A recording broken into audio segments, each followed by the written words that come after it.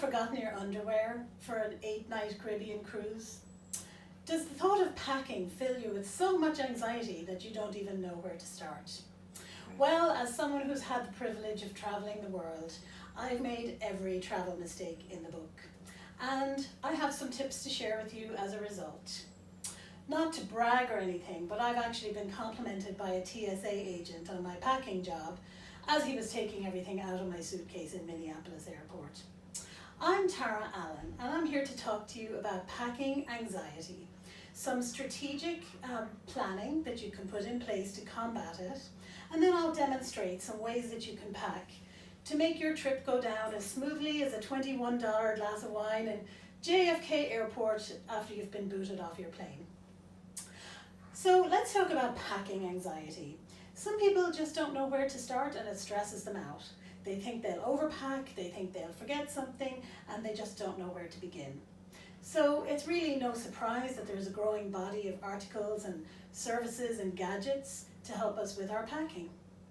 The Wealth Conservancy, in their article, shared about some concierge services that are now available to help with people who can afford to pay for help with their packing.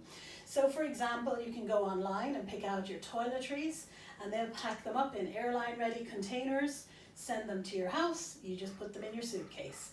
There are also rental wardrobe services where you can pick out your outfits and have them shipped to your destination where they'll be waiting for you. And of course, we all know there are plenty of travel-sized items that you can buy now to make your travel more smooth. But for the rest of us who do our own packing, the planning is really the most important part. The packing is just the last step. So when should you start planning? Well, several weeks before your trip, at least. I like to set up a staging area, and that can be in your guest room, or it can be in a corner of your room or somewhere out of the way where you can put things as you think of them that you might need for your trip.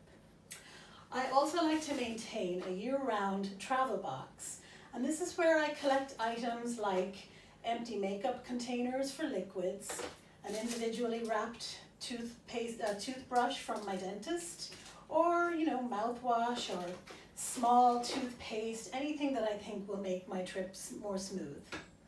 And most recently I've added an extension cord so that I have extra outlets for my gadgets and devices. Now, I think that the packing itself should be done all in one go the night before.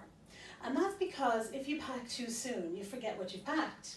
And then maybe you think you've packed something that you didn't, or maybe you end up overpacking, packing double things. And then, you've just spent way too much, you've got too much weight in your luggage, and you might have to pay for it at the airport. When it comes to planning your outfits, I know many of us like to bring enough clothes that we have a choice of things to wear every day. However, I recommend that you strategically sit down and look at your itinerary and think about what you'll be doing every day and plan out your outfits. Now, if you'll have access to a washer and dryer, you don't have to bring as much. You can mix and match, and don't worry, your social media pictures won't show you wearing the same things all the time because you can add a scarf or a hat or some other accessory. Now, when it comes to the packing itself, a good place to start is a list. And you can keep this on your computer all year round. It's a list of all the essentials that you can check off as you pack them, and then you know that you have everything you need. Lightweight clothes are the way to go because they're easier to roll. And yes, you should always roll your clothes instead of fold because they take up much less space. Small items like deodorant can go in your shoes so that they take up less room. And when it comes to items that you're going to need as you're traveling, this is where your carry-on bag comes in. So this is for things like your headphones, your snacks, and your medications.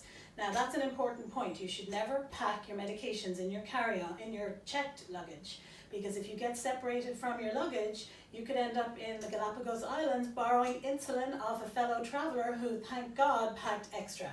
Theoretically, that could happen. And for people who have been separated from your bags, you understand the value of packing an extra outfit. Even if it's just leggings and a t-shirt, that way if you are separated from your luggage, You don't have to wear the same grimy clothes for 3 days. So now you're ready to go on your trip with the peace of mind that you have everything you need.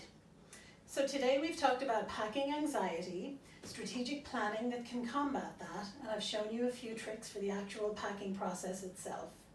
So what can you do even though you don't have a trip planned yet? Well, you can start your list right now, your packing list of your essentials. You can also start your travel box so that when the time comes for your trip, you can pack your anxiety away.